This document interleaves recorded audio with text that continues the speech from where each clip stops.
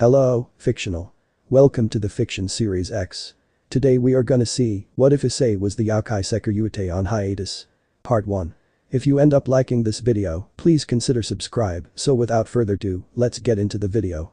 Resentment. Pain. Hatred. Issei found himself floating in pitch black darkness, not a single speck of light were to be seen anywhere. He looked around for a bit before he was overcome by a feeling of dread. It felt as if though cold tendrils were grasping at his limbs, sending shivers down his spine. Suddenly Issei's ears perked up and started twitching, he was sure of it now. He was not alone. Who's there? Issei shouted in hopes of finding whom, no, what was down here with him. Silence was the only reply. Issei started frantically searching for the source of his uneasiness. Calm yourself, remember your teachings. If you cannot find what you are looking for with your eyes, use your other senses. Issei thought to himself. He took a deep breath and closed his eyes, heightening his senses. Unfortunately, to no avail. Issei could not pinpoint where this feeling was coming from, no matter how hard he tried. The feeling was overwhelming, it felt as if it came from all directions, surrounding him like a cocoon. Whoosh. In the blink of an eye, the darkness surrounding Issei vanished. He found himself standing in what looked like a court, or at least, a part of one. Rows upon rows of benches were before him, forming a crescent shape around him. Issei had been correct, he was being watched. And those that had watched him now sat before him. Rows upon rows of hooded figures stared down at him. He could not tell if these hooded figures were human, as underneath their hoods remained only pure darkness. Issei stood in silence as he looked towards the benches where the hooded figures sat.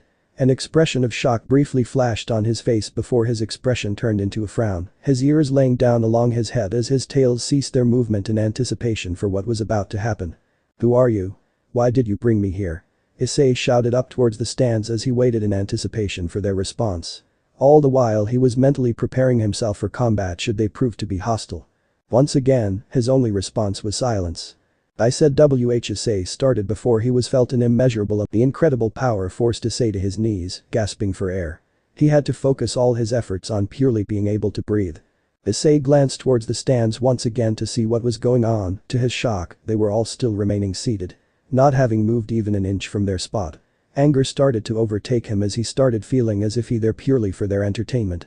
However, before he was able to do anything further, the previous silent figures now started whispering to him. He felt tens, no. Possibly even hundreds of whispers coming at him. Issei's pupils drew together, becoming significantly smaller due to the sheer amount of fear he was experiencing.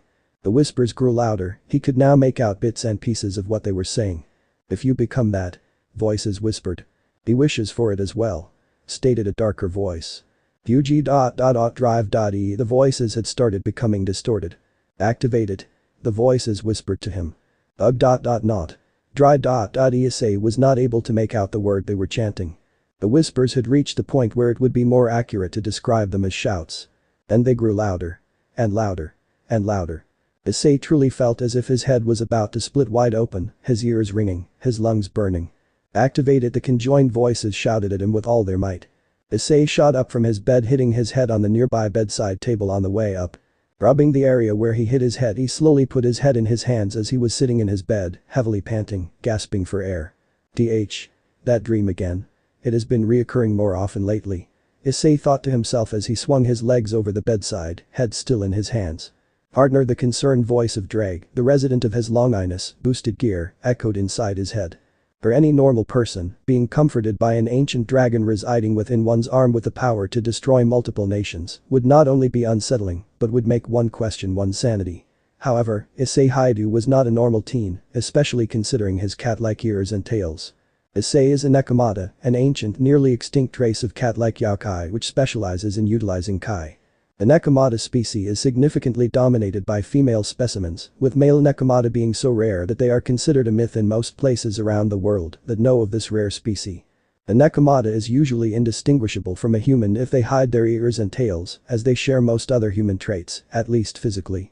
I am fine, Drag, it is just a dream, Issei replied mentally. You do not look fine, partner, Drag retorted back. Issei scoffed before replying, for the Sekiryuutei to be bothered by a mere nightmare. Ha.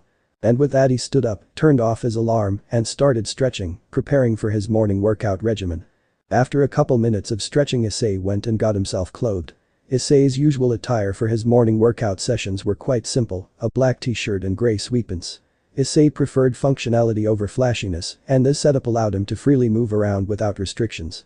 Before Issei left his room, he made sure that he hid his ears and his tails. Not because he was afraid that someone else would see them inside his residence, he lived alone after all. But rather to ensure that he did not forget to do so before he left his house. It would be awkward having to explain to your neighbors why you suddenly decided to cosplay as a cat, since they had no knowledge of the supernatural whatsoever. Issei sighed as he looked around the living room, boxes everywhere. As he had arrived late last night, he barely had any time to unpack, and thus the boxes remained on the floor spread throughout the house. I am really not looking forward to having to unpack all of this later, Issei stated out loud to nobody in particular. Sighing yet again, Issei grabbed the keys to the house as he unlocked the door and stepped outside. The sun had barely started to rise at this early hour, thus it was still rather dark outside. But that did not deter Issei, he thrived at this hour. There was virtually nothing to disturb him as his neighbors were still lulling in their sleep. Being able to see clearly in this darkness due to being a Nekomata was only a further benefit of being out at this hour. Naturally, he could not see as well as he would be able to in his Nekomata form, but his senses were heightened enough in his human form to allow him to complete this task without any issues. While locking the door, he cast another glance at the building that he would be to call home for the next foreseeable future. Sighing yet again, Issei thought to himself, when Azazel-sensei told me that he would relocate me to Kuo so I could attend Kuo Academy, I thought he would have hooked me up with a small apartment in some apartment complex. Not a two-story house with a front lawn and balcony. He could imagine Azazel's reasoning for it, probably something stupid and perverted along the lines of hahaha, my boy, you will be able to fit several girls inside this building, a perfect start for your harem. Issei scoffed at the thought, he had no interest in a harem. Or maybe that was just his Nekomata gene speaking, since Nekomatas search for a single mate to spend their lives with. Besides, having a harem would be too much of a bother to deal with, since he enjoyed silence and serenity. Not to say that he wouldn't mind enjoying said silence and serenity with his future mate. Issei looked at the clock on his arm and noticed that it was already 4:30 in the morning. I do not want to be late for the welcoming ceremony, especially on my first day in the academy. Azazel-sensei would have way too much fun teasing me with that. Issei thought to himself. Issei shuddered as he remembered how annoying Azazel, the Governor-General of the Fallen Angels, and Grigori could be if he set his mind to it. And with that, he set out jogging, his silhouette stretching across the street due to the rising sun. Scene change. Panting and drenched in sweat, he unlocked the door to his residence. He looked at the clock hanging on a nearby wall and noticed that it was already 7 a.m. He would have to hurry up if he did not want to be late for the welcoming ceremony. I keep telling you, partner, you need to be more aware of your surroundings. You become so engrossed with your training that you tune out the world around you. Drake stated, mildly amused at his partner's antics. HMPH. If you were aware that we were running short on time, you should have notified me. Issei retorted, displeased with himself for not keeping track of the time. You know as well as I do which dangers lie in disturbing a meditating senjutsu user, partner. Drake said, this time with a more serious tone, losing the mild amusement previously held in his voice. Sigh. I know. Sorry, Drake, Issei stated dejectedly. And with that, he rushed up to his bathroom, throwing the dirty clothes in the laundry bin on his way into the shower. Once Issei had stepped into the shower, he once again released his ears and tails. They were snow white just like the hair on his head. Sighing softly as the warm water washed over them. Issei washed his head and body under the warm water. He stepped out of the shower and proceeded to dry himself. He sat down and brushed his 4 tails. Issei, like any Nekomata, held great pride in his ears and especially his tails. As they do not only define who he is, but also signifies the owner's ability in handling Kai as well as their magical reserves. It was common for Nekomatas to only have 1 tail, especially if they were young and inexperienced in combat. An adult and experienced Nekomata could have 2 tails, however going beyond this number was practically unheard of. And this was despite the long average lifespan of roughly 10,000 years that the Nekomatas were known for. It was not that Nekomatas were weak and thus could not obtain more tails. No, it was the opposite. Even a 1-tailed Nekomata could prove to be a significant adversary to a middle-tier devil, fallen angel or angel. A 2-tailed Nekomata could fight toe-to-toe with a high-class devil, fallen angel or angel, and manage to pull ahead with a victory. Beyond this number there simply is not enough data available, as the amount of individuals in history who have achieved more than 2 tails could be counted on one hand. Nekomatas in general have significantly heightened senses while in their Nekomata form, alongside increased physical attributes that are required to handle the amount of power contained within them. However, this much power did not come without its own drawbacks. Kai, and in extension, Senjutsu, was a volatile form of magic, reliant on the user's own life force and emotions, rather than only drawing from a magical reserve as other races do. Magical exhaustion was a real threat that all Nekomatas were aware of. Expanding too much energy too fast would result in the best of cases, extreme fatigue and decreased lifespan, and in the worst cases, excruciating pain and death. However, that was not the end of the problems that came with this power, as it was heavily reliant on emotions. Traumas, as well as emotionally scarring events, could leave one without the ability to utilize their Kai at all, thus leaving them utterly defenseless.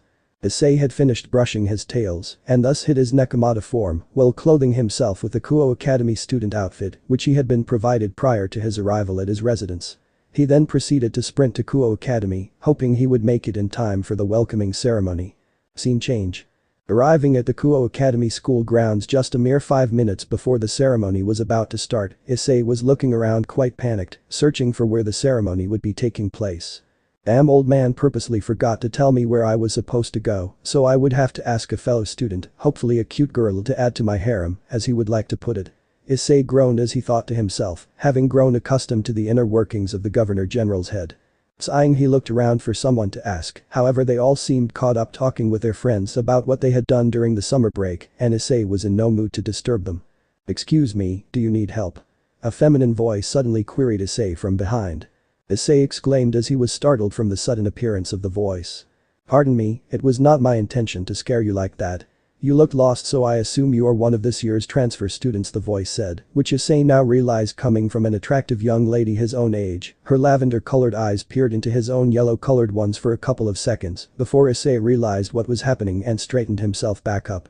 "No, it is quite alright, I just did not sense you coming," Issei said with an embarrassed laugh. "You are correct in assuming that I am lost. You would not happen to know where the welcoming ceremony is taking place?" Issei asked her, hoping she could help him find the ceremony before it began. "The welcoming ceremony is taking place inside that building, however you are running late," she stated as she pointed towards the western wing of the Kuo Academy. "Thank you, I never got your name," Issei stated, wondering who this girl who had helped him was. Sona Citri," she answered bluntly. "Thank you, Citri-senpai. I am Issei Hyoudou. I guess we will see each other around soon again," Issei said as he started walking towards the ceremony hall. "The high-class devil managing to sneak up on me. The Citri heiress, sister of the Leviathan no less." Issei mentally berated himself for allowing himself that moment of weakness. "I have to admit though, being able to sneak up on me with such magical power. Impressive, Citri-senpai, it appears as if I have misjudged you," Issei thought to himself, impressed that she was able to sneak up on him. Naturally he would have detected first sign of magic being activated, but still. Sona pondered over their conversation in her head as she continued her walk towards the student council office. All the while she was unaware that their entire conversation had been seen by her fellow devil, Ria's Gremory. "Oh ho. The scouting starts early this year, it seems like," Ria's thought to herself as she kept her glance fixated on the teen running towards the welcoming ceremony. She was of course referring to the scouting of possible new additions to their respective peerages, as neither of them had used up all of their evil pieces yet, the magical chess pieces capable of resurrecting a being into a servant devil. But you?" A soft voice queried from behind her. Ria's turned around and saw Kaneko Taoju, her rook, and Akeno Himejima, her best friend and queen, standing there looking at her. "The welcoming ceremony is about to start, Kiba is already there waiting for us." Kaneko's soft voice spoke again, looking up at her master as well as friend. Ria's already looking for a boyfriend?" Akeno teased in her usual manner. Ria's just sighed at her queen's antics and followed her rook and queen to the welcoming ceremony. Scene change. The welcoming ceremony had just finished and Issei was on his way to his class. Mentally preparing himself for the bombardment of questions transfer students usually receive from fellow classmates. "And now I will welcome a new student to our class, he recently moved here from another city, so be nice to him," Issei heard his teacher say to the class as he waited outside the classroom for the teacher to give him the go-ahead to introduce himself. "That is my cue," Issei thought to himself as he stood up and entered the classroom. As soon as he stepped into the classroom, the class was in full motion, whispering to each other. He heard a few giggles coming from some of the girls, while he heard some curse words being muttered by some of the guys in the class. "Hello everyone, I am Issei Hyoudou. I recently moved here from Kyoto, pleased to make your acquaintance," Issei said to his now fellow classmates as he waited for the teacher to assign him his seating. With his introduction over, the whispers only increased. He picked up some parts of the conversations that were held due to his increased hearing. "He looks so fit," he heard some girl whispering. "Do you think he has a girlfriend?" Another voice squealed. And the whispers continued until the teacher spoke up. Silence. You can get to know Hyoudou-san after class is over. And with that, the whispers ceased. Hyoudou-san, you can take the empty seat next to Motohama-san, the teacher said to Issei, much to the dismay of the female population of the class. He's going to be corrupted by them. A pink-haired girl shouted. Several girls nodding behind her. They're going to turn him into a pervert just like themselves. Another girl exasperated, with more nodding from the other girls. Silence. The teacher shouted yet again, this time the whispers ceased for good. Nodding to the teacher, Issei made his way to his seat sighing along the way. Of course I would not be placed in a normal class, this is probably his doing as well. Issei groaned mentally, referring to the perverted Grigori leader. And with this, the class continued as normal. Issei was bored out of his mind as he had already all had the subjects this school taught drilled into his head by Azazel, the Governor General. As perverted as the Governor General may be, he is still an excellent tactician and would settle for nothing less than perfect results from his personal pupils. Scene change. The class had ended and Issei was making his way out of the classroom, yawning due to having fought off the feeling of wanting to fall asleep during the lecture. Regardless of the fact that he did not care about his teachers nor his classmates' opinions of him, being seen as a delinquent by sleeping through the first lecture of the semester seemed like an inconvenience to him, and thus he stayed awake. Well, most of the time anyways. Yo.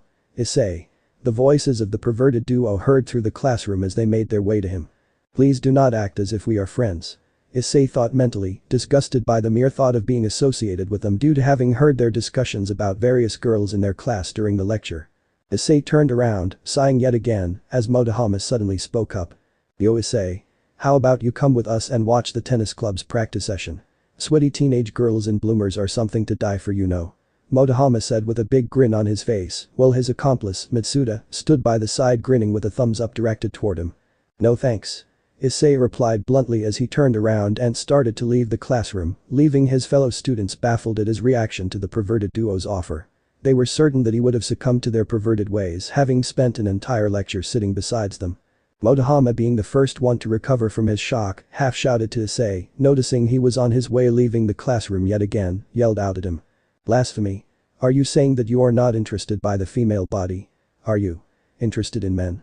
Issei sighed yet again, this time audibly, so that the rest of the class could hear him. No, you idiots. I enjoy the female body as much as any other man would. Issei started saying, berating them for their invalid claims towards him. Then YD Mitsuda started before getting cut off by Issei continuing his explanation. I am however not a sex-depraved freak that gets off watching his fellow classmates like some sort of creep. Issei said coolly, shutting both of the perverts down.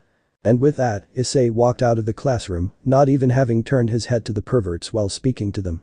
They were not worth the effort in his eyes. Meanwhile the rest of his class, especially the girls, remained staring at the classroom exit where Issei had stood, awestruck at what just had happened. Not only had he turned down their offer, he utterly humiliated them in front of the entire class. Granted, said perverted duo has little to no shame left in their body, and they would most likely be at it tomorrow again, but they were pleasantly surprised nonetheless. Scene change. As Issei approached the school gates he noticed a girl standing there waiting for him. She was wearing the Kuo Academy outfit for girls, and her deep purple eyes were shining with anticipation. Any normal male teen would have been enthralled by her beauty and shy smile, but as stated previously, Issei was not your normal teen. Due to his enhanced senses he could easily decipher the fact that she was in fact a fallen angel. It would have been incredibly strange for him not to, considering how he spent most of his childhood training under one.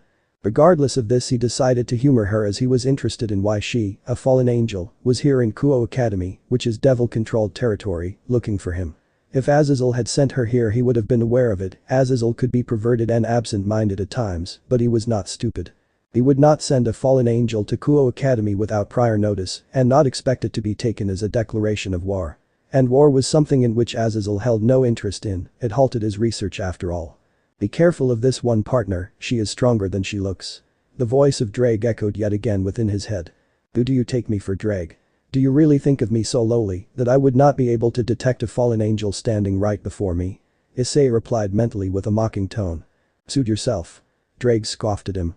Hyoudou-kun. The female exclaimed and approached him with a big smile. She knows my name? Issei thought to himself. I am sorry, but who are you? Issei replied to the still unknown girl standing before him. Oh how silly of me, I am Yuma Mono. She exclaimed cheerfully, making Issei cringe internally at her blatant charade. I wanted to ask you if you would like to go out with me on a date tomorrow. The girl now known as Yuma said to him. Shocking Issei somewhat, he did not see that one coming. Although he kept the emotion from showing on his face as he formulated a reply. I am flattered that you asked me, however I am not looking to pursue a relationship right now. Issei said bluntly. And I was looking forward to it too. Yuma stated looking crestfallen. Making Issei cringe internally yet again as he realized that he sounded like kind of an ass. Even though it was blatant that she was faking her emotions, he could not help but feel a small amount of pity towards her. You have always had a soft spot when it comes to women, partner. Drake chuckled in his head, being well aware of his thoughts. I am going to regret this later, but I cannot deny that I am curious as to what she is doing here. I suppose that I will humor her for a little bit. Issei thought as he looked at the fallen angel. Well. I do suppose that I do not have anything else planned tomorrow, we could hang out as friends if you would like. Issei compromised with the girl before him. The instant she heard that she perked up, her smile returning to her face. Well then Hyoudou-kun, I guess I will see you tomorrow at noon, meet me at the nearby park, okay? She said, her cutesy voice returning as she strutted away in the opposite direction as if nothing had happened. Really now, this girl. Issei sighed mentally as he made his way home. Issei was on his way home from Kuo Academy after having just held a conversation with a fallen angel in disguise known as Yuma Amano. He was deep in thought wondering what she wanted with him and what tomorrow would hold in store for him. You should let Azazel know about this when you get home, partner. Drake said within Issei's mind, being wary of the implications of a stray fallen angel within devil territory. I agree with you.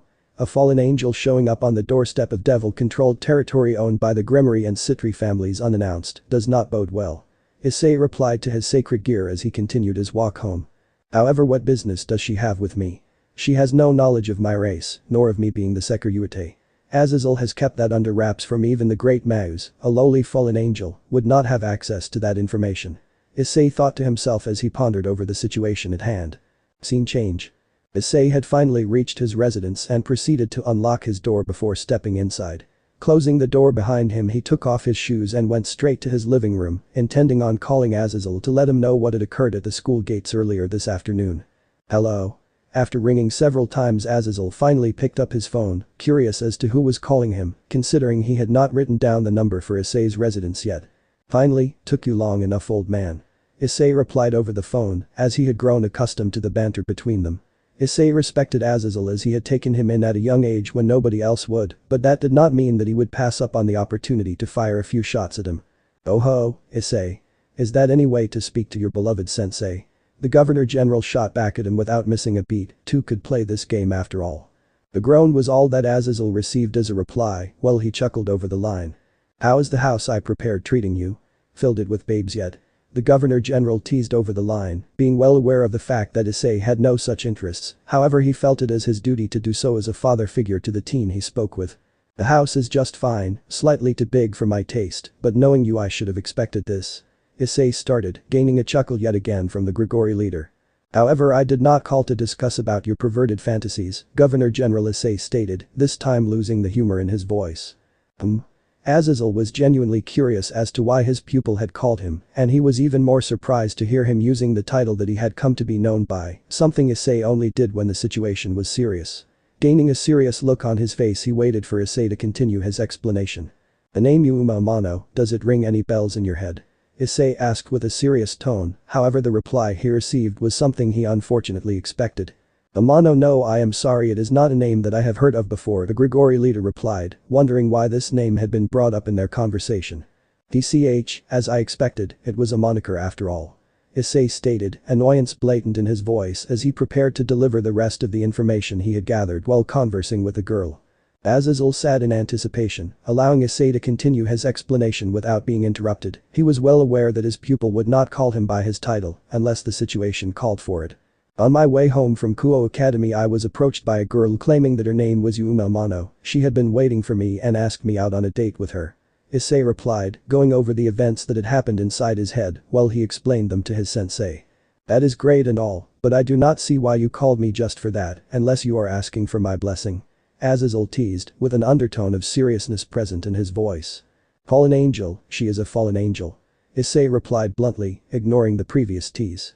Azazel was shocked by this information. He had not sent any fallen angels to that area. Issei did not require. Naturally, she did not approach me with the intention of letting me know that she was a fallen angel in mind. She were still in human form. Issei clarified, which only raised further questions within the Governor General's mind. So how did you reply to her proposal? Azazel queried, interested in how this situation would play out. I told her the truth. I am not looking for a relationship right now, and thus I declined her date, although I did agree with hanging out with her tomorrow as friends. Issei stated with a blank expression on his face. A stray fallen within Kuo, huh? Could I ask of you to handle her? I do not want to strain our relationship with the other factions further due to rash actions by a stray. The Grigori leader asked, hoping he would have to avoid acting in person, as he was not looking forward to having to explain himself to the Crimson Satan why he showed up in his beloved sister's territory. Naturally, surely you did not think I would be hanging out with her at my own leisure. Issei replied, mentally slapping his face at the thought. I see. And what do you think about the Gremori and Citri heiresses? Azazel asked with a lecherous smile on his face. I had a run-in earlier with Sona Citri, although I doubt that she is aware that I hold any power. And I have yet to encounter the Gremori heiress. Issei replied, ignoring the perverted angel's antics. Oh ho, do not be so sure of that, boy. If the Citri heiress approached you this early, it means that she is considering you for her peerage. She is an excellent strategist after all. Azazel stated while his head was lost in his thoughts. I would like to see her try. Issei replied with a smirk. Azazel just sighed his reply, and with that, their call ended. Greg, I want you to be prepared to deploy in the form of a twice critical tomorrow, should she prove to be hostile. Issei said to his Longinus. After all, it would be significantly simpler to explain the fact that he had a commonly occurring sacred gear, rather than having to explain that he is the Sekiryuutei or possibly the only remaining male Nekoshou in the world. HMPH. Very well. Drake replied, slightly annoyed that he still had to be kept under wraps. He was the Red Dragon of Domination after all. He yearned to strike fear in the opposition and display his utter dominance on the battlefield. But he understood that now was not the time and thus complied with his partner's request. He then proceeded to look around his living room, noticing the still unpacked boxes littered across the floor. This is going to take a while. Issei thought as he sighed, preparing himself for the manual labor that was about to take place. Scene change. Finally. Done. And with that said, Issei passed out onto his bed face first, too tired to get under the covers. By now most of the boxes had been unpacked, a couple still remained, but he decided to leave those for later. He was satisfied with how his home looked for now. Issei proceeded sleep, yet again handing himself over to the grasp of his nightmares involuntarily. For as long as Issei could remember, he has been plagued by nightmares. The demons of his past would continue to haunt him as soon as he closed his eyelids. Nightmares are not something that you learn to phase out the more times you experience them, but regardless of this, Issei had resigned to the fact that this was how it was going to be for the rest of his life. Monster. You should have never been born. You have only caused trouble for us. You are too weak. Why do you not just die? These were the voices that greeted Issei once he fell asleep. No matter how many times he had heard them, they cut new wounds in him every time. Memories of his past flashed before him. He could still make out the cries of fear, the stained streets, the heavy miasma of blood. Even his family laying sprawled across the crimson-stained floor. This was going to be another long night for Issei, as he continued to toss and turn in his sleep until the early hours of the morning. Scene change. Morning had come, and regardless of the fact that it was Saturday, Issei continued his daily workout regimen. He could not allow himself to slack off. Laziness lead to weakness, and Issei could not allow himself to be weak. Not again. Never again. Issei was currently approaching his usual spot in one of the thick forests surrounding Kuo. He found this spot to be good enough due to its remoteness. Nobody would accidentally walk in on him training here, that much he was sure of. But he still made sure to check the perimeter each time, just to make sure. Issei stood still and focused his thoughts, closing his eyes as he heightened his senses in an attempt to search for any possible onlookers. He sensed a couple of birds, a fox and a deer. Alright, the coast is clear. Issei thought to himself as he sat down preparing to meditate. Meditation was a very important aspect for users of Kai, as the power flowed within them not unlike a river. Thus you had to make sure that said river was able to flow freely without anything blocking its passage. Issei sighed softly as he sat with his legs crossed on the ground near a big tree, its branches giving him ample shade in the otherwise scorching summer heat. Issei released his ears and tails so that he could properly focus on the task ahead of him. Taking a deep breath, he dived deep into his senses, allowing them to completely take over, preventing any thoughts from entering his head. It felt as if though the world had come to a halt, moving in slow motion. The previous emptiness has been replaced by a warm sensation, coming from the energy of the sun no doubt. Extending his reach by enhancing his senses further, he was able to sense a river flowing a couple hundred meters away from him. The chilly sensation of the cool water replacing the previous warmth the sun had held in him. He could sense wisps of energy all around him, coming from the trees, animals, even insects. Issei proceeded to delve deeper within himself after releasing his previously held breath, whilst taking a new one.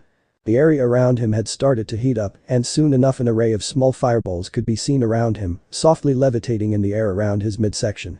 Issei's breathing hitched a bit and he proceeded to open his eyes. They were shining, no. They were glowing. Issei's previously yellow-colored eyes had developed a light golden tint, their black iris still present. The fireballs held the same color as his eyes wore. He stood up and proceeded to move his right arm forwards, whilst he turned his hand around so that his palm was facing the sky. Soon enough a tiny gold-hued spark had appeared in his hand, which soon grew into a flame which held the same appearance as the other fireballs wore. The flame had reached the point where it had entirely covered his palm, and Issei watched in admiration at his creation. The admiration, however, did not last for long, as Issei proceeded to make the flame envelop his entire hand. He was nearing completion of this task before a sharp pain shot through his body, memories of the past flashing by him making Issei lose all focus that he had gathered as he fell to his knees. Hands grasping the ground below him as he sat hunched forward, gasping for air while the taste of iron enveloped his mouth. He spit it out, only to realize that what came out was not spit, but his crimson-colored blood. Still too weak huh? Issei said out loud between his panting. Partner. The concerned voice of Drake echoed inside his head. This was not the first time that his partner had attempted this procedure, but the results this time were more severe than during previous attempts. What Issei had attempted was an ancient technique created by Kai users. Fittingly enough it went by the name of Kai manifestation, as the user projects their Kai outwards, out of their bodies, making it manifest in the form that the user desired. Whilst it was an incredibly intricate technique that required strong discipline, Issei was certain that he, if anyone, should be able to properly utilize it. But alas, he has never managed to manifest it for longer than a few seconds. This has always been something that has haunted Issei, the thoughts in the back of his head, reminding him that he always has been weak and always will be. Issei scowled at the thought, but it remained there nonetheless. I am fine Drake, we have been through worse. Issei replied, still panting from his previous exhaustion. Issei gathered his thoughts and stood up, getting into his fighting stance, preparing for the physical part of his training regimen. This time his opponent would be the big tree he had previously sat under. And with that, Issei lunged forward, delivering a heavy palm strike to the trunk of the tree, causing it to drop most of its leaves, while the bark that had previously been where Issei's fist now was implanted had been blown off, displaying cracks in the trunk from the power of his fist. Issei used the tree trunk as a ramp as he ran up it past a few branches, before he planted his right foot on the trunk and used it to propel himself backwards into a flip. The moment his feet touched the ground he crouched, building up strength in his legs that he released into forward momentum as he lunged towards the tree yet again, however this time he infused Kai into his fingers as he ran his arm straight through the tree, splitting the trunk in two. A satisfied smirk was shown on his face as he searched for his next target. Scene change. Issei had already finished his training regimen and had gone home to freshen up before he was to meet up with Yuma. He did not want to go around reeking of sweat. Coming out of the shower Issei clothed himself with casual clothes as he glanced at the clock on the wall. Seems like it is about time for me to leave. Issei thought to himself as he noticed that the clock was approaching the time in which they had agreed to meet. Issei locked the door and left his house, making his way to the park she told him they would meet in. It was a rather uneventful walk, nothing out of the ordinary had occurred during his way here as he had just arrived at the destination. Noticing that he was slightly early he sat down at a nearby park bench while he looked around for something to entertain him whilst he waited. It was at this time that he noticed a certain familiar presence following him. The same presence that he had felt in the back of his head during the talk with Yuma, although he just shrugged it off at the time as just a coincidence, now he was certain. Someone was following him. However before he could do anything, a voice caught his attention. HIATUS. Issei sighed as he realized that this was the voice belonging to Yuma Amano, the girl he promised to meet up with, as he made a mental note to deal with the stalker later. I am sorry that it took so long, did you have to wait? Yuma asked cutely with a smile on her face. No I just got here Issei replied, mentally cringing from uttering such a cliché line. Great. Let us be off then. Yuma exclaimed as she hooked arms with Issei dragging him off to the nearby shopping center. Scene change. Issei had to admit that he had not disliked the experience as much as he thought that he would, despite the fact that he was well aware that she was up to something, he could not help but feel something stirring in his chest. After dragging him to the shopping center, they had set off to multiple stores where Issei had been forced to pick out clothing that he liked for Yuma as she posed for him. They then proceeded to go eat at a nearby cafe before ending the trip by watching a movie at the cinema located within the shopping mall. All in all, not too shabby. They had walked back to the park where they initially had met up on Yuma's request.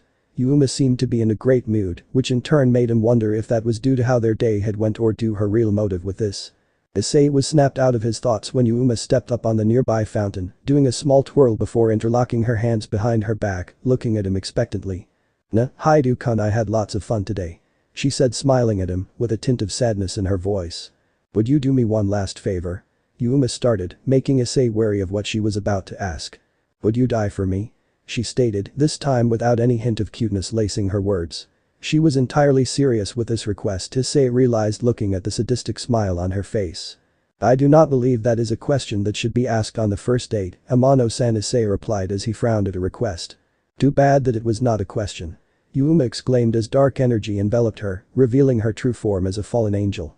To be honest, I enjoyed our date together, although I still have to kill you due to your possession of a sacred gear. She replied as she formed a spear made out of light. Even fallen angels could utilize the power of light after all. But I do suppose that I owe you a prize for being above my expectations when it came to today. My real name is not Yuma Amano.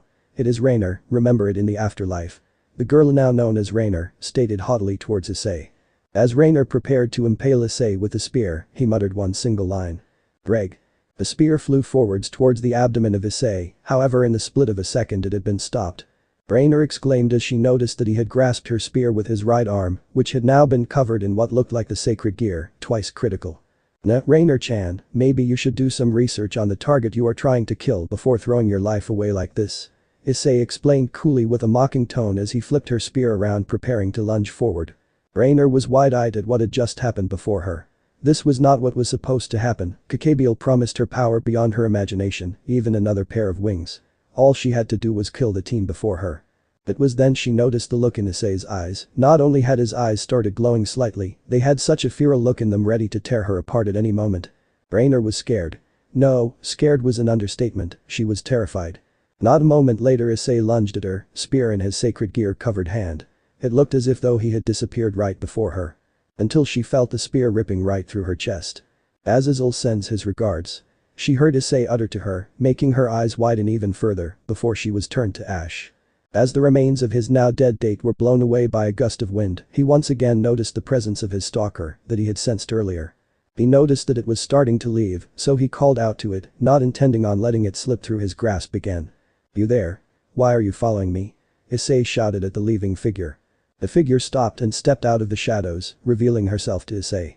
Issei was shocked by the reveal. Before him stood a girl just a few years younger than himself, sharing the same hair color.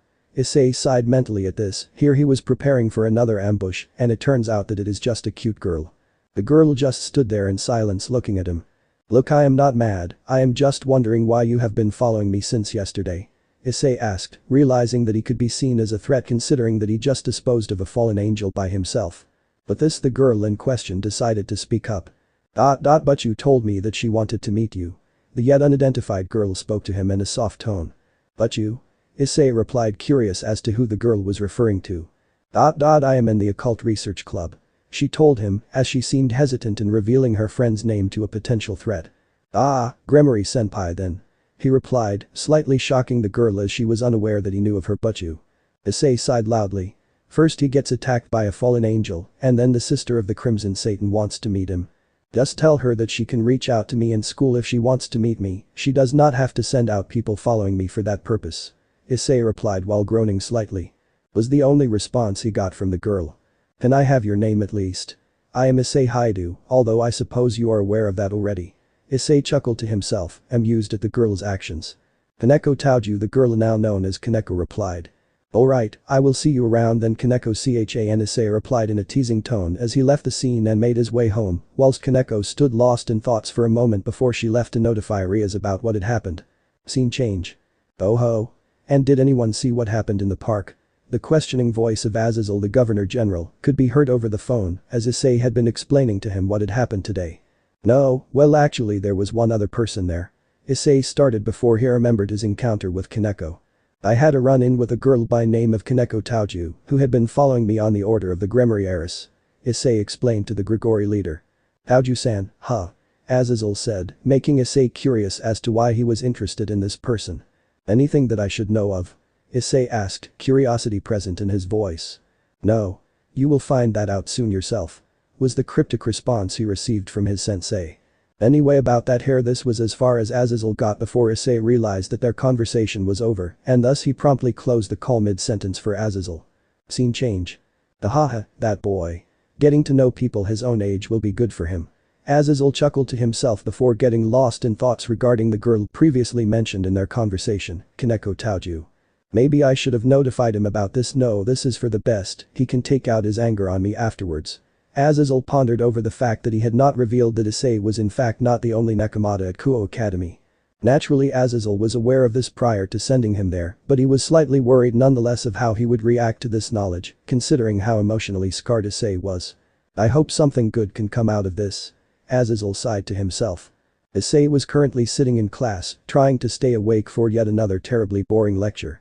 He noticed several girls from his class staring at him every now and then, before turning around and saying something to their friends whilst giggling. This had been the norm for the entire day, no doubt that they had spread rumors about him during the weekend, as their antics had increased compared to last week. However, as they did not seem to be anything negative, he just did not bother to care about it.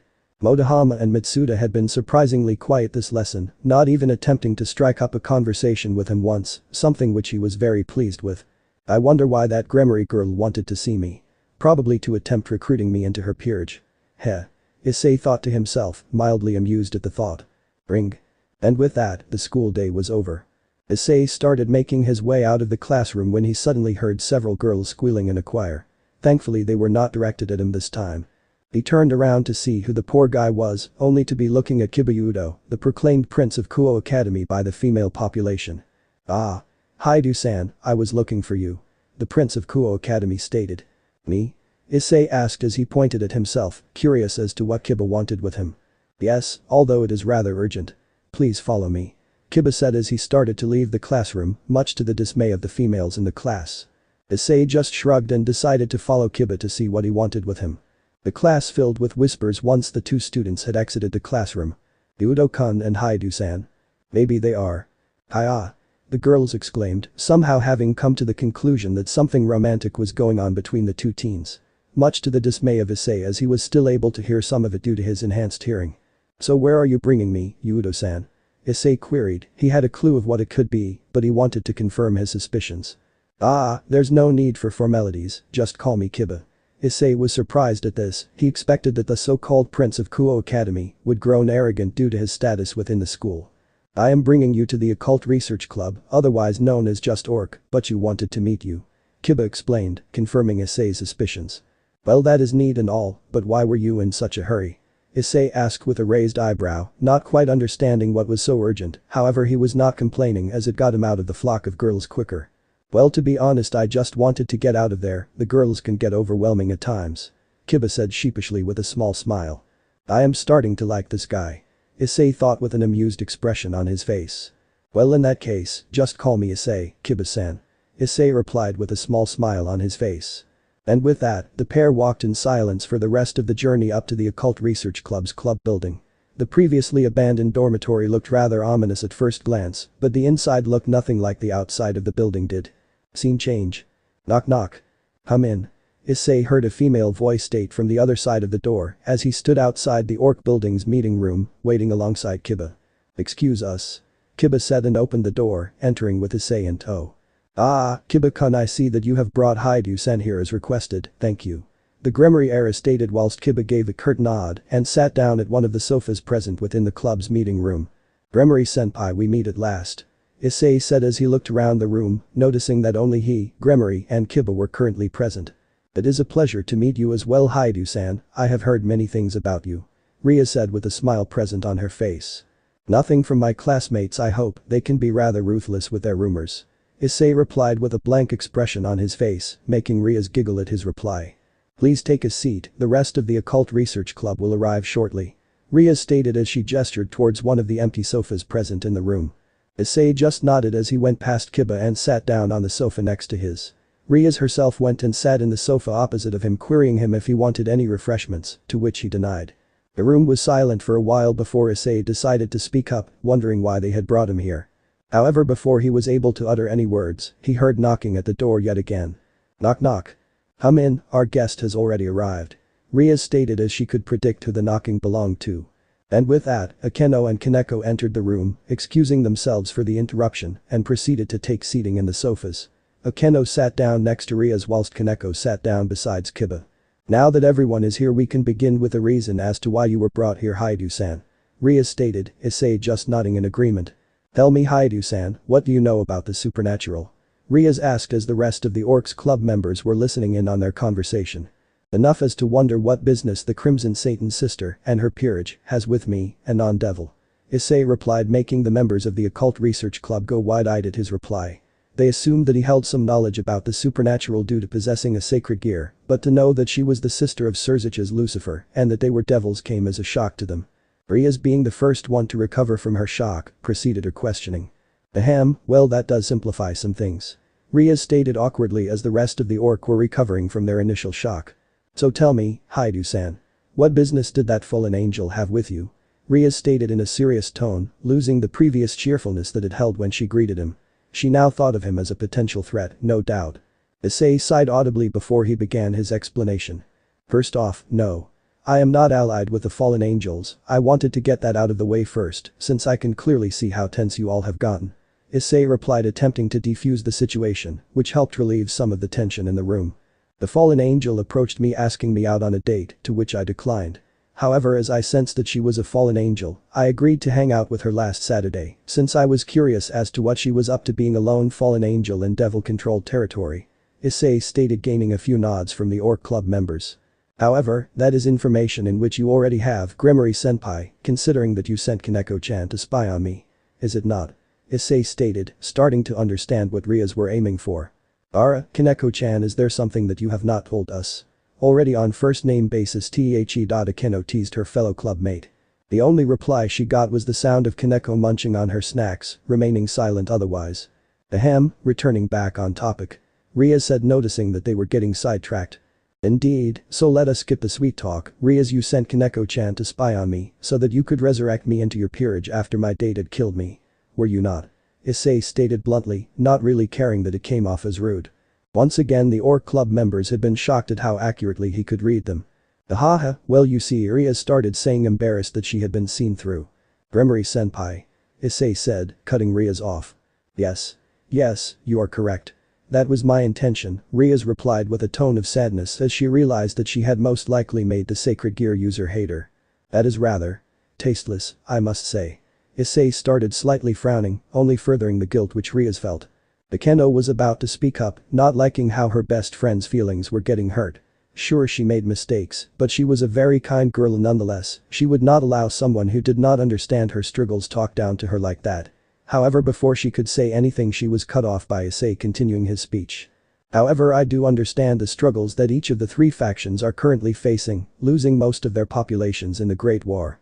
And I do have to admit that I am rather flattered that the Princess of the Underworld wishes for me to join her peerage.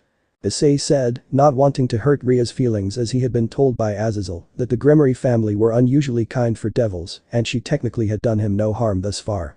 Akeno was dumbstruck by this. She had fully expected him to be furious about the actions done by her friend. Was the only response he got from Rias after his response. So tell me, Gremory-senpai, what will you do now? Issei queried, interested in seeing how she would react to this information. Well, you could still join my, Rias started saying, before getting cut off by Issei yet again. I am sorry, Gremory-senpai, but I have no intention in joining any peerages. Issei stated, making sure to get his point across. Well, he was making sure to put extra emphasis on any, so that she would not feel as if he declined her due to their earlier conversation. Rias just sighed at this, it was to be expected after all. Hyoudou-kun, you could join the Occult Research Club, could he not, Rias? Akeno proposed to the group, to which made Ria's face light up. That is a great idea, Akeno, Hyoudou-san. Rias asked hopefully. Just Issei is fine, there's no need to be that formal, Senpai Issei started saying, noticing that Akeno had gained a glint in her eye from this statement. As for whether or not I will join the orc, I will consider it, give me some time to ponder over it. Issei replied, to which the orc club members nodded along. It seemed fair enough. Well then Issei, could you tell us which sacred gear you are holding? Kaneko-chan seemed to believe it to be a twice critical, but she also stated that something seemed off with it. Akeno suddenly asked, placing extra emphasis on Issei's name in an attempt to tease him. I never said that you could be that informal senpai. Issei thought to himself as his sweat dropped. Well, you are correct that it is not a normal twice critical. Issei started saying, much to the surprise of the club members, as they were not sure if Kaneko's information were correct in that regard. However, you devils should be familiar with the concept of equivalent exchange, should you not? Asking me to reveal such information without giving me something of equal value. Issei said as he referred to the contracts devils make, in which they complete tasks for their contractors in return for a reward. Then naturally we would not ask such things from you without giving you something in return. What do you wish for? Ria said, her voice betraying her by telling a different story than the words she were saying. Well. Actually, Kiba-san, why do you not help me out with this? Issei said with a small grin, much to the confusion of Kiba. Me? Kiba said pointing at himself, wondering what Issei could want from him. Yes, you. You see. I have not had the opportunity to spar with anyone lately and I do not want to get rusty. Issei stated, shocking most members of the org. Kaneko were still munching on her snacks, not really interested in the conversation that was taking place. Just a friendly spar, nothing big. No serious wounds or any lasting damage. What do you say? Issei stated, this time with a visible smirk on his face, alongside a small feral glint in his eyes. Well, I suppose. If that is what you wish. Kiba stated, not entirely sure why Issei had chosen this alternative. I am certain. What do you think, Gremory-senpai? Issei asked, hoping to get her agreement on the fight. I suppose I can agree with that, just a friendly spar. Right. Riaz asked Issei, wanting to confirm yet again. Right. Issei replied. Scene change. The occult research club had gathered at a nearby clearing as they wanted to avoid the club building taking any damage from the spar between Issei and Kiba. Considering the age of the building, it is a miracle that it is still standing at all. As the participants took their spots on the soon-to-be battlefield, Issei made sure to take off his shirt, leaving him in his undershirt, wanting to avoid having restricted movement because of it. Issei made his way to his side of the clearing before he asked if Kiba was ready to start, which surprised the orc as he did not have anything to defend himself with present. Are you not going to bring a weapon? Kiba queried as he himself was surprised of his soon-to-be opponent's actions. Let us see if you can make me summon one. Issei replied cryptically to Kiba. Well, alright then. Are both participants ready? Riaz asked, shrugging off her confusion by Issei's statement. Yes. Bring it. Were the responses received from the duelists. Well then, begin. Riaz shouted as she took her seat next to Akeno and surprisingly even Kaneko, who had been interested in watching the fight as well for some reason, bringing her bag of snacks with her. I hope you will not disappoint me, Kiba. Issei shouted as he dashed towards Kiba as soon as the start of the fight was announced. Right back at you. Kiba announced as he prepared his blade for confrontation. Issei lunged towards Kiba fist first, attempting to draw the first blood, however Kiba parried him with his blade as Issei flew past him. As Issei ceased his movement, he noticed that he had gotten a cut on his cheek, a small trail of blood trickling down. He had to admit that he was slightly shocked, not having expected the knight to have such good reflexes, before he started grinning. This will be interesting. Issei announced to himself as he readied himself for another attack. And so the fight continued, with Issei on the offense whilst Kiba stayed on the defense, parrying the strikes coming at him best he could. It almost looks like a dance. Ria said, referring to sharp movements of both participants, as no wasted movement could be seen as they dodged and attacked each other gracefully. Haneko just nodded along to this, while Akeno continued to spectate the fight. Ara. It looks as if Kiba-kun is going on the offense now, she exclaimed as the roles the two duelists had held switched. Now Issei was the one parrying the strikes from Kiba's blade. At this point, both the participants were panting due to the intensity of their fight, however it was noticeable that Kiba was the one tiring faster. Kiba-san, you have surpassed my expectations. I have enjoyed this fight so far. Issei stated with a smile on his face while he was panting, the feral look returning to his eyes. So have I, Issei-san, however I have yet to make you summon your weapon. Kiba replied between his panting, a smile also present on his face. So show me the power of Riaz Gremory's prized knight then, Kiba-san. Issei said with a smirk as he dodged another strike from Kiba. And with this, Kiba stepped back, collecting his breath. He was well aware that he would not last much longer, he needed to give this next attack his all. Meanwhile Issei stood by waiting in anticipation for what the Gremory Knight would throw at him next. As Kiba started focusing on his next attack, Issei could feel magical power being gathered around Kiba, growing at a rapid rate. This is what I am talking about. Come at me with everything you have got, Kiba. Issei mentally exclaimed, his excitement growing by the second. The spectating orc members grew wide-eyed seeing Kiba getting serious. Ria's maybe we should call if th was as far as Akeno were able to speak before being interrupted by Kiba's shout. Prepare yourself, Issei-san. I will not hold back. Kiba shouted to Issei. And with that, Kiba dashed forward, his speed so magnificent that it appeared as if he had teleported right in front of Issei. Kiba was raising his blade at Issei, aiming for his chest, when he suddenly realized something. Wait. Issei-san is not a devil. I put too much power into this attack, it is going to kill him. Kiba shouted mentally, realizing his grave mistake. However, it was too late, he could not stop his attack, as the momentum carried his blade forwards. I am so sorry, Issei. Kiba thought regretfully as the blade was approaching the person that he had began to respect as a friend. It appears as if I have misjudged you, Kiba, you truly are a worthy opponent, I will not shame you by holding back any longer. Issei thought to himself as he saw the blade approaching him. Brave, Issei muttered as his body gained a faint glowing hue. Boost. Was the response he received from his longinus as it formed on his arm. It was as if time stood still when Kiba's blade passed through Issei's chest, only for Issei to appear right next to him, with his armor-covered fist slamming into his side, sending him flying into a nearby tree. An afterimage was all that Kiba had time to think of before he succumbed to his tiredness and passed out. Heavily panting, Issei could only utter one sentence. Impressive. Before he fell down to one knee, at first glance it looked as if Kiba's attack had passed right through him, however he merely dodged the strike at such an angle that it left a cut along his upper chest, instead of puncturing it. To say that his spectators were surprised by these events were an understatement, they were awestruck by what just had occurred. Hyoudou-kun is. Ria started. The Sekiryuutei, Akeno said as she completed her best friend sentence. Even Kaneko was surprised by this, although it was overshadowed by another thought. The way that Hyoudou-senpai dodged that attack at the end. Kaneko's eyes had widened even further as she realized what her senpai had done, he had not used any magic. That much she was certain of. Had he used Senjutsu? Kaneko was brought back to reality by a loud thud as Issei hit the floor. No longer being able to stay awake due to his injuries. They had just noticed the small pool of blood which had formed where Issei had hit the floor. Hyoudou-san. Rias exclaimed as she ran over to him, worried about his injuries, while Akeno checked up on Kiba. As Kiba was a devil he would recover much faster than a human like Issei would, well at least that was what they thought. But regardless of this fact, it remained true that Issei had considerably more severe injuries than Kiba had received. Rias went wide-eyed as she saw the cuts on Issei's chest, from which blood had started to pour from. She knew that he had sustained cuts from Kiba, but this much? Had he fought wounded this entire time? Seems as if I overexerted myself again. Was the last thought Issei held in his head before he blacked out. Scene change. It was midnight by the time that Issei started to regain consciousness, the only light available was a small candle on a table in the room he was laying in that illuminated the otherwise pitch-black darkness that was surrounding him.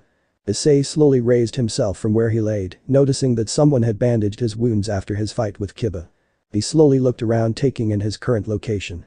I remember this interior, is this the Occult Research Club building? Issei slowly thought to himself as he was still in the process of waking up. You have been out for nearly 10 hours.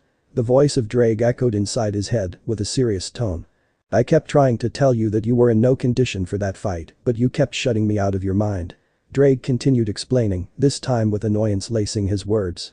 I am fine, Drake, Issei started replying before he was cut off. Ling passed out in a pool of your own blood, count is fine, if you continue like this, you are going to get yourself killed, do you think that is what they would want? Drake shouted at him, Issei not expecting this outburst from his partner. It does not matter what they would think, all that matters is that I am strong enough to prevent it happening again. Issei replied quietly. And how are you supposed to do that if you are dead?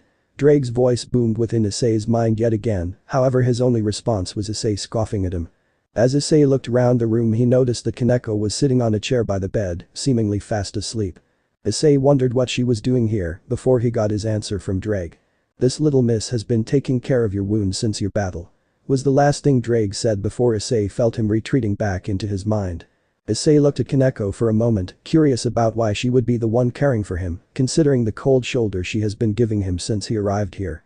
Kaneko must have noticed that he had woken up as she started stirring, she then proceeded to yawn and stretch her arms before she locked eyes with Issei. Cute. Issei thought to himself. I guess you were the one who tended to my wounds. Issei asked softly to Kaneko, who in turn only nodded her head. Thank you, although you did not have to stay the night, I would have been fine until the morning, thanks to your bandages. Issei replied, thankful for what she had done, but curious as to why she had stayed. Nightmares.